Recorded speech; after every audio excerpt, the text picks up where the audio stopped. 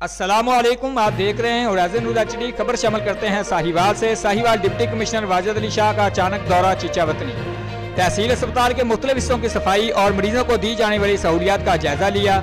शोबा emergency के pharmacy store का record ना रखने और अद्वियात का टेम्परेचर मुनासिब ना होने पर फार्मासिस्ट में 3 मुलाजमी से वजाहत तलब कर ली। उन्होंने मुनीराबाद टाउन के फिल्ट्रेशन प्लांट का भी मुआयना किया और प्लांट के इर्द गंदगी के ढेर होने की वजह से म्यूनसिपल कॉर्पोरेशन के असिस्टेंट आसफ सईद को मुअत्तल करने के अहकाम जारी करने का हुक्म दिया। जबकि महराबाद के डिस्पोजल सेक्शन की भी देखभाल ना करने और सीवरेज लाइनों में गंदे पानी के ओवरफ्लो होने पर कॉर्पोरेशन के सब इंजीनियर मोहम्मद काशिफ को जवाब तलबी का नोटिस जारी कर दिया। डिप्टी कमिश्नर वाजिद अली शाह ने सरकारी मुलाजमी से कहा कि हुकूमत इन्हें तनख्वाहें आवाम को सहूलत की फराहमी के लिए देती है, ना कि आराम करने के लिए। इसलिए हर मुलाजम अपने फराइज दयानतदारी से अदा करे और किसी गैर जिम्मेदार मुलाजम को बर्दाश्त नहीं किया जाएगा।